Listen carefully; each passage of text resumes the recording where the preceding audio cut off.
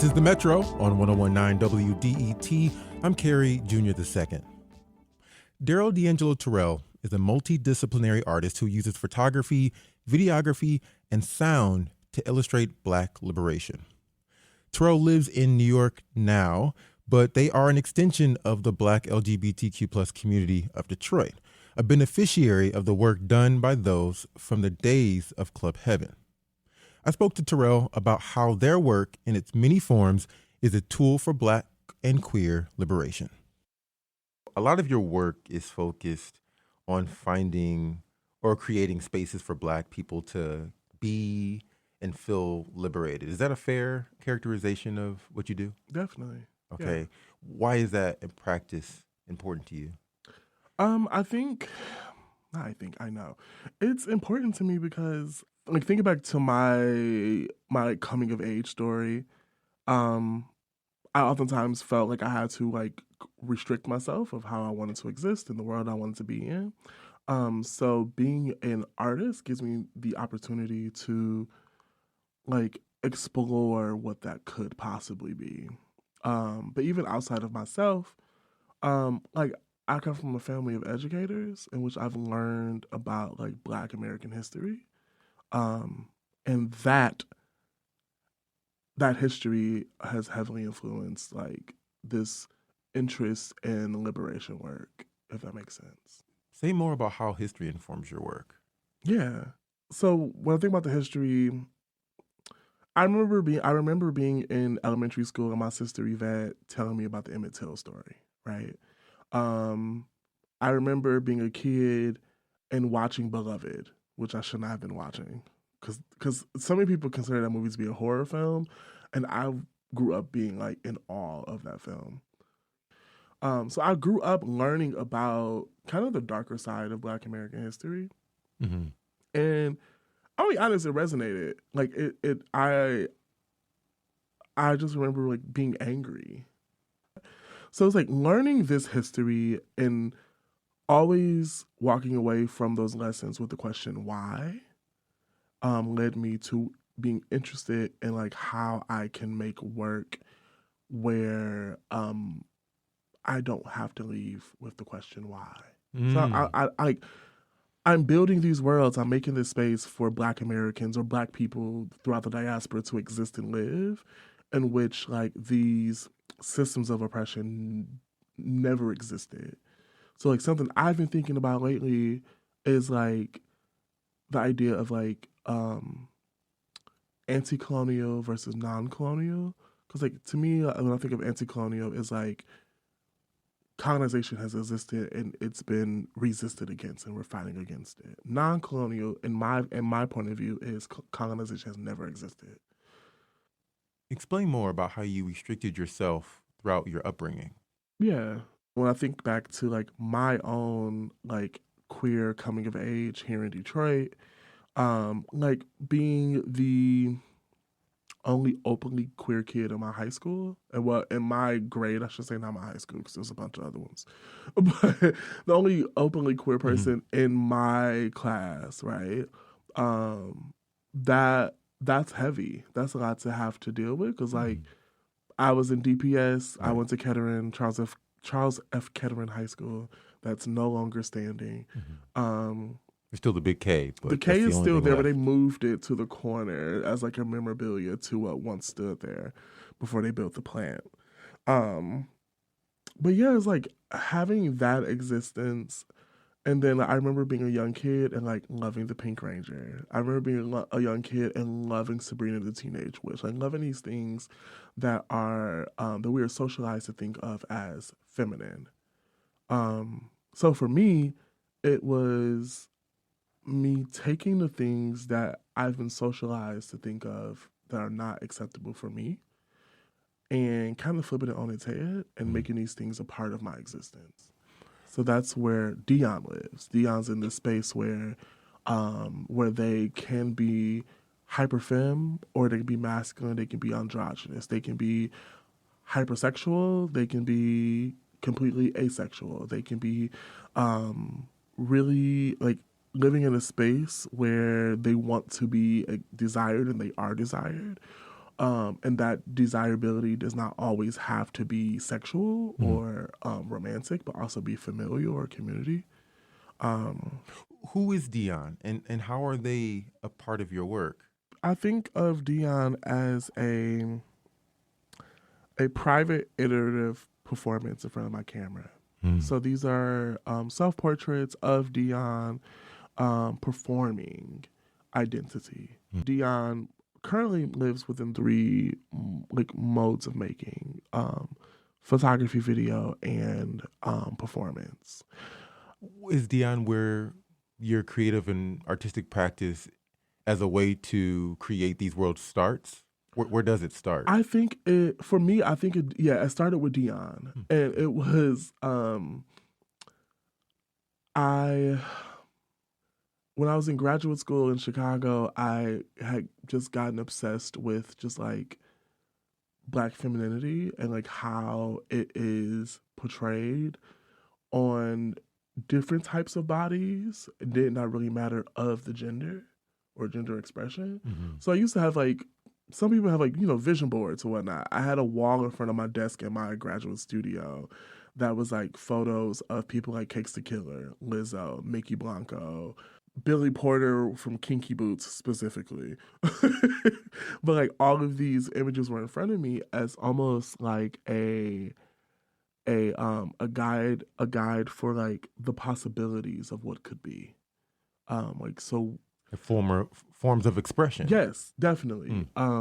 For how I can express myself freely. What was the moment when you were like, Dion is this person, I've named them, and they need to be seen and shown? I had plans for just like life after school, and those plans did not work in my favor. Feeling like a failure, feeling like I was really beating myself up, kind of sad and down and depressed. And a Detroit-based poet, Justin Rogers, started posting poem prompts on Facebook. And the prompt was, which I thought was so timely, what is your alter ego doing right now? And I just remember writing a poem about me, Darryl, being in bed depressed while Dion is sitting next to me telling me to get the fuck up. And at that moment, I was like, oh, I actually need Dion. Oftentimes when I'm feeling really down and like feeling out of it, Dion is who I conjure up to pull me out of like a dark space. Is Dion someone you created to be like, okay, this is my best self? And sometimes when I'm Darryl, I don't always feel like my best self. Oh, I won't say that Dion is my best self. What I will say is Dion is my more the lead character in their own movie. Like I don't want to say Carrie Bradshaw, but I'm Carrie Bradshaw. I am Issa Rae. I am Joan Clayton. I am Khadijah Cofield. Like not Cofield. Khadijah from Living Single. Like I am like the lead, and like everything revolves around me at that moment. So for me, I guess like Dion low-key helps with my anxiety. Yeah. You're listening to The Metro on 1019 WDET. I'm Cary Junior II. My guest is Darryl Terrell, also known as Black Shine. They are a multidisciplinary artist whose work aims to create experiences that embodies worlds where Black people and Black queer people can live as their fullest selves. So, Darryl, how has Dion been received? It's been interesting. I've had moments where people have expressed how they felt very seen. Where people, I've had people ask if they could photograph Dion. I tell everyone no. Dion is not your project. Dion is me. I've also had experiences where I've been insulted by people at exhibition openings. I had an elder call me the T-slur at an opening that I had at Stamps Gallery in Ann Arbor, Michigan. And it's an elder who like I've seen out and about a few times. He just didn't know my work and saw it and called me a cross-dressing T-word. I have had people tell me that they don't know how to work with my alter ego. They don't know how to work with Dion. They don't know how to put Dion in context with XYZ. Um, a lot of this, unfortunately, has been the response from Detroit. So for most of my career as a visual artist, when I do show Dion, it hasn't been here. Sometimes it is, maybe one photo, but the photos that are more like full bodied, me with a partner, me nude, me with a corset, me in a more lustful demeanor, I don't show those here. I wonder if Dion were choosing when and where those exhibitions go up, would they go up more often, regardless of whether it's Detroit or other places? Dion wants to show more in Detroit. Detroit is heavily influential in Dion in general. Like my upbringing and my family was very like femme women centered, very matriarchal centered, right? It's been my grandmother, my aunties, my mom, my sisters, my nieces, my cousins. There's never been a time where there wasn't like at least 4 women living in my house. My conjuring of Dion is pulling from these Black women who heavily influenced me, who I can go to often. So to a degree, I feel like Dion's also an ode to them. Is Darryl the alter ego? And it only works because this is the world we live in, and so therefore Darryl has to exist? Yes. I'm a 6'7", 403-pound Black man. I do not have the privilege to exist in a world where I can be hyper feminine. It took me maybe until last year, maybe 2 years ago, when I went to a music festival in the mountains of Pennsylvania, where like I, for the first time, was like, oh, I can wear skirts. I can wear short skirts if I want to. Granted, do I wear short skirts often? No. But I wear skirts now. You know? Like, and I think it took a certain type of situation to like give me permission. But yeah, maybe that is things. Maybe Darryl is the alter ego and Dion is, yeah. Thank you, Cary. Thanks. Yeah, no problem. I want to turn to a way to get gone. It's photography work in which you create portals. What are these portals, and what are they a portal to? Yeah. So for me, originally, the portals are these golden shimmering orbs, or mythical doorways that originally would lead us back home. So I was thinking about this mythical journey back to Africa. To the continent To the specifically. continent, yes. And like it was all fine and dandy until I actually went to Africa for the first time. To Senegal, right? To Senegal for the Black Rock Senegal residency. And I, prior to being there, was not aware of the laws for queerness. And I had a conversation with some people while I was there about what does it mean to be queer in Senegal and Dakar, to be specific. And there was like, oh, it's kind of impossible if you're a native. Like if you are someone who's like here visiting, or you're like someone who is like a diplomat or whatever, is a bit different. If you're a non-Black person, you're fine. And I was like, well, these portals can't lead us to the continent if a lot of these continents, post-colonially are homophobic, transphobic. They're not safe spaces for Black queer people to be. Like, these portals can lead everyone else who's Black here, but what about my queer and trans siblings? Like, we can't go there. So while I was there, I like really, I did make some portals while I was there. And I just got to the point where I was like, these portals are going to lead to elsewhere. So as of right now, elsewhere is this land that has never been colonized.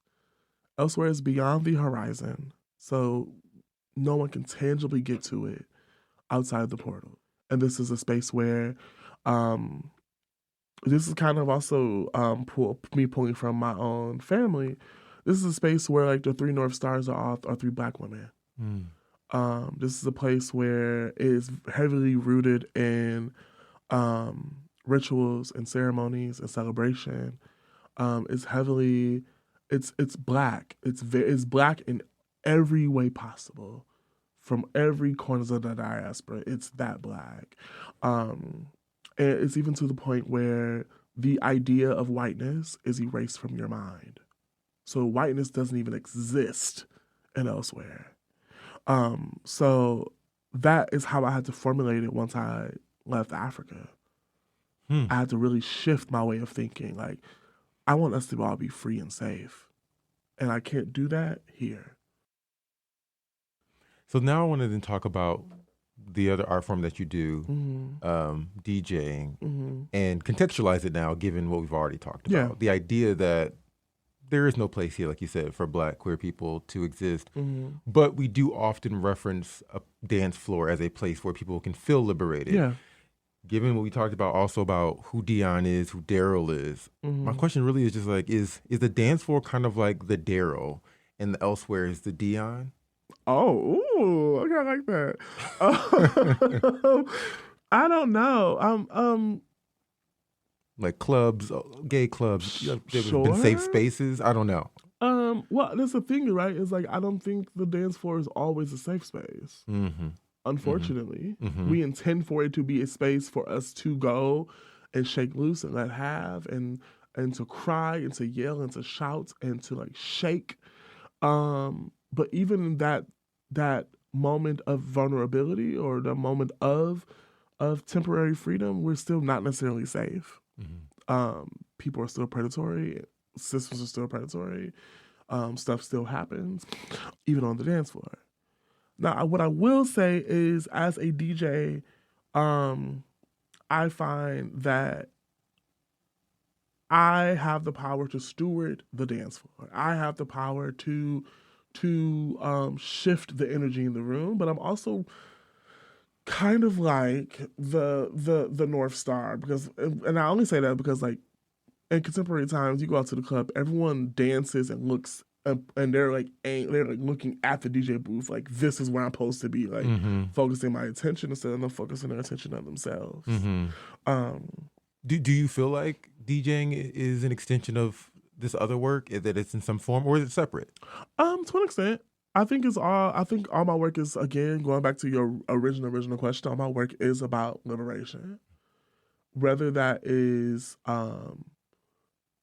a long-term liberation like elsewhere, or it being a flash in the pan, a brief moment of liberation. Are we headed in the right direction? Oftentimes art or music can shift the cultural zeitgeist and open our minds to other lived experiences, and maybe the needle moves and things become more inclusive. Do you believe work by Black LGBTQ plus artists like yourself is being recognized like it should in order to do that work? I am seeing institutions recognizing, what I do think is beautiful. I do, however, see these institutions are recognizing the same handful, which is interesting, because I feel like art institutions typically find their chosen few of people who exist in a specific category, and they like focus on those people. I do think there's a shift happening. I do think that Black queer artists are being respected. However, are we being funded completely? Not at all. And I think that's the problem, because the girls need to eat. We need money to survive, but also to make. I will say I find that a lot of Black queer creative production is happening in the shadows. I definitely see it happening on the dance floor. I'm hearing it in how people are writing. So we're starting to see more Black queer people creatively producing in spite of what the world wants. And I think that's great. I do feel like it's hard work. I feel like for a lot of us, like I said, we don't have the support, so we have. It's like we're doing it because like we feel it in our guts, so we have to do this. Darryl Terrell is a multidisciplinary artist. You can catch Darryl, also known as Black Shine, around town DJing at movement parties this weekend.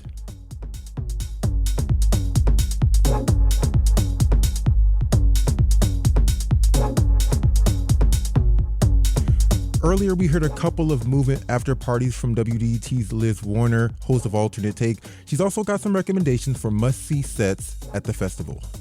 Movement Festival, it's kind of like this annual pilgrimage. It's something that so many people in Detroit look forward to, and it's also something that so many people from outside of Detroit look forward to. Going there is a whole ritual in itself. So many things to think about, but the biggest thing you think about first and foremost is comfort. You have to be comfortable when you run through the Hart Plaza. You have to know how to maneuver through the different stages. I think there are 6 this year. And there are so many artists that are amazing to hear. And the really cool thing about it, before I even really get specific about any of the artists, is that just about anywhere you go, your ear turns and you go, wow, wait a minute, who is this? And you can discover a new artist along the way. Yes, they do have some of the mainstays, the people that have been there year after year, including, of course, Carl Craig, who is someone who the festival wouldn't be here without. So you have to check out one of his sets. If you have not been to Movement Festival in a little while, that's a really, really great place to start. One of the sets I'm really looking forward to is Borderland. Borderland is Mark Ernestus, known for Basic Channel, just legendary Berlin musician that is coming back to Detroit. He loves Detroit, and we love him. And what he's doing now is this project with Juan Atkins called Borderland. They perform live. It's very kind of almost jazzy, but of course electronic as well. Something else that I really, really want to see is Doppler Effect. Doppler Effect are legendary. I kind of have a special relationship with Doppler Effect. I remember very early on starting my radio show on WDET, and they sent me a handwritten 12-inch record, basically, and it was amazing. I listened to it, and I thought, this is incredible. This is the best. And it's still the best, and I'm so, so happy to see Doppler Effect back on the bill. Movement is this weekend at Hart Plaza, and WDET is a proud media partner of the Movement Electronic Music Festival this year. We've got some live DJ sets and a chance to win tickets to Movement. Find out more at WDET.org. Show is a production of WDET, a listener-supported service of Wayne State University. This is WDET-FM, Detroit Public Radio, your connection to news, music, and conversation. Have a great day.